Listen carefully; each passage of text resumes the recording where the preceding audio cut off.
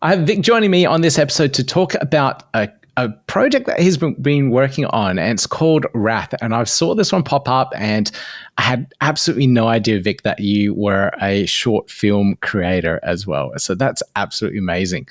Welcome to the podcast.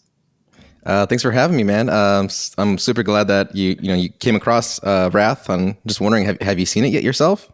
Yes, I have. It wasn't as scary as I thought it would be, but still a bit of a psychological thriller. And me being a parent myself, it triggered me. So I totally understand it. I was going to say, after talking with the community, we had a couple Twitter spaces already. We're definitely more on the lines of psychological thriller than a horror. So maybe I'll update the metadata for that. But yeah.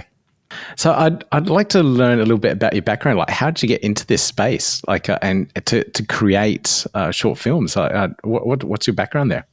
So I mean, I was in the military for about 5 years, and I knew the military wasn't for me, even though I had a great time, and learned a lot, met a lot of great people, but it wasn't like a creative thing. So I was I knew I'm a creative person. I always had a thing for writing, and for film, I grew up watching films and television. So I decided, I think in my third or fourth year while in the military, I was gonna, just get out and use my GI Bill and go to film school. So that's what I did. I was in the military for 5 years. And then when I got out, I did a couple odd jobs for a year.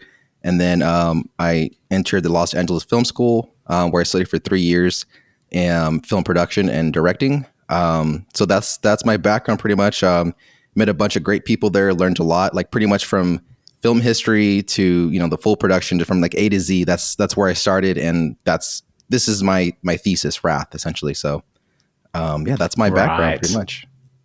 Gotcha. Okay. So it's not the type of thing you just pick up and start creating a short film, right? No, I mean, you have to, you could learn a lot from YouTube. I learned a lot of lighting and stuff like that from YouTube. And yeah, you can they always say you don't need film school to direct films, and you don't, but it's a good starting point if you've never had any experience, because, you're going to have to learn somehow, whether it's going on sets, being a PA, which is a personal assistant for, film productions, right? But a lot of times you get stuck in a certain job, and you don't really get to learn the directing side or the writing side, and it's really up to you. So when you get into a film school, you select what you want to learn. You kind of just throw yourself into it right away. So I recommend it, especially if it's a really good film school. So how'd you go about writing the script for this? How'd you come up with the idea, story, and piecing it all together? Yeah, so I think it was around 2020 or something like that, right? Whenever the pandemic first started, we had transitioned from, being in class and being with all my friends and everything to being fully online. And there was this time in the industry where nobody was sure what was going to happen next. The film industry was doing terrible at that time. And my last year was supposed to be the best year, right? And learning and directing on in class and having the stages and everything. So, I was kind of down, and I was didn't write my thesis for a while until the last few months. So because I was doing online, and I was so uninterested, and I got separated from my friends, and it was just terrible, right? And that time I converted my mom's garage into an office to do online courses and stuff like that. And they always say to write for the room you're in. So I had an old school desk, and I had this set up, and I just imagined myself sitting there. Okay, what can happen in this room that I'm in?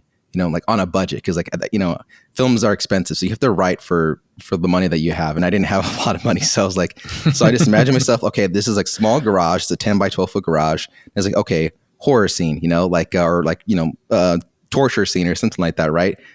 Pretty simple. And then I just imagined that becoming this guy named David, who lost his family, and I put myself completely into the character, acted out all the scenes. There was some different variations. It first started off as mythological, not mythological, but what's the word called? More on the supernatural side. And then I eventually transitioned more to the realistic side. So yeah, how it happened, I just wrote for the room that I was in, and then that's what came out. Wow, what a creative process. I've actually never heard of that saying before. I guess being in isolation and lockdown as well, it kind of really brought out the story as well. Yeah, and you also want to write like for where you have most control, right? And then say, okay, my mom owns this garage. I can do whatever I want to this garage. Like I put holes in it. You know, just like that garage is pretty messed up right now. There's still some like fake blood stains on the wall and everything. It's pretty funny. All right. Well, hopefully no one comes by your mum's place and ventures into the garage and asks her questions. Yeah, like what's put down in here?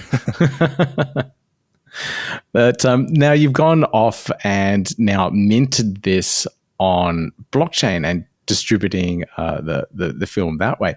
What was the process behind that, and why did you want to go blockchain for this? Yeah, I mean, I've been in Cardano for like I think over 2 years now, and it's always been my intention to mint it, you know, to put it on the blockchain. And I definitely could have done it in 2021 when it was edited, and it probably could have been the first Cardano film NFT, and I could have claimed that.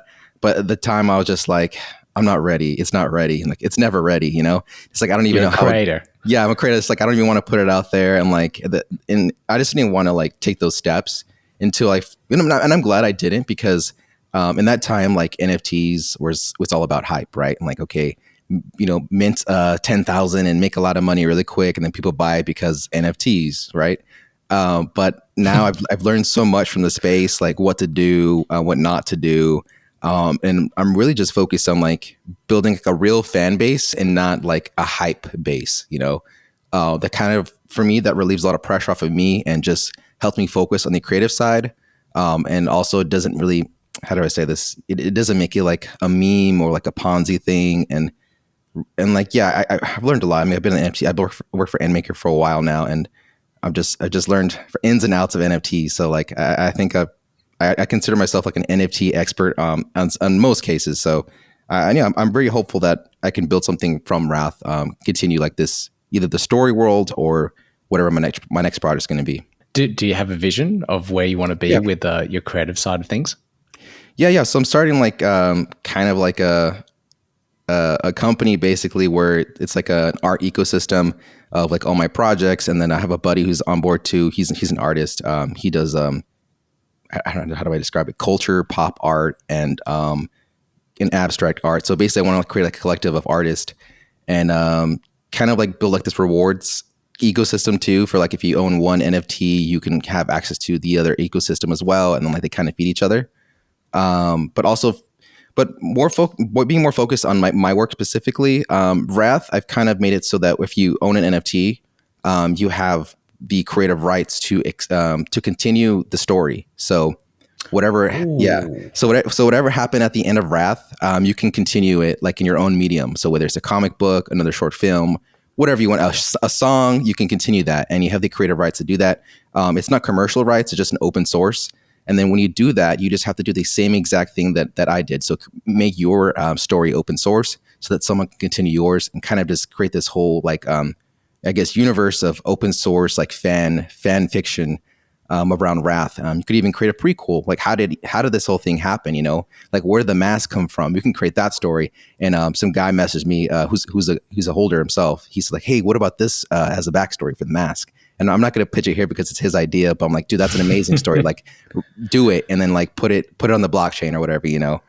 So I'm slowly building out this community. Maybe I'll launch a Discord soon, and then that way everyone can put their ideas in there, and then maybe we can make it into like one whole piece of like a comic book or whatever. But for me, Wrath is kind of just done. I'm just kind of like pushing out like the soundtrack. So that's gonna be coming out like 1 to 2 weeks. So I'm gonna be giving the soundtrack out either for like really cheap ADA, or just free for the holders that are Wrath holders. And then I have so it's the soundtrack. I have the short film. And then I think like one art piece of Wrath, like a fan made art piece. And that's about it for that. And then I kind of want to make Wrath NFTs like the centerpiece of like the ecosystem, kind of like how the Gutenberg Bibles like serve their purpose. Like those are like the OG NFTs. So basically whatever comes out from me afterwards, like the OG holders will get like probably the most perks, you know, the most utility from it. Brilliant. I love that approach of an open source story and letting the community be a part of it. And it helps grow your community as well, because people that have watched the short film will go, what happens next? You know, is sitting there in the car and just here's a song, and what happens next, what triggered that song, and like you said, where'd the mask come from, and all sorts of other things. So yeah, I wanted to know. So it'd be really interesting to see where the storyline goes and how the community picks that up. So I absolutely love that. And you also mentioned that you have the music covers. I did see a poll come out just recently that you put up on Twitter, trying to choose the cover for the music soundtrack. So I'm pretty excited about that. So you said that's going to be an NFT as well that people will be airdropped or mint? Yeah, either airdrop or minted. Most likely it'll be minted for very cheaply because I want to at least have some more income to create the next project. So it'll be very small, but anything helps because the next project is a comic book.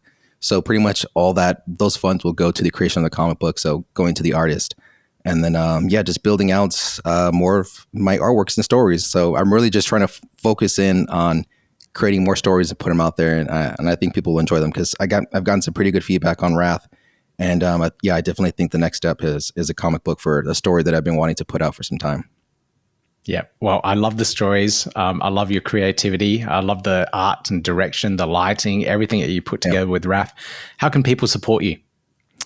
You can just go to my Twitter, Vic Duran, and I have a link there, my link in bio. It's my website, obsidian.com, and that's where you can find pretty much all the work there. So just go to my website and Twitter.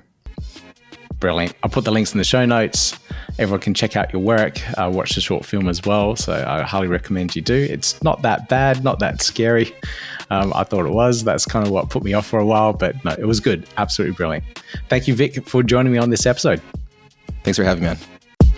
Yeah, gotta do it like that. You've been listening to the Learn Cardano podcast. Gotta get it hype. Crypto is what we like, but this is not investment or financial advice. Gotta do your research, cause it's risky. We know it is. This show is educational and it's informative. Crypto's the future, really, it ain't no debating.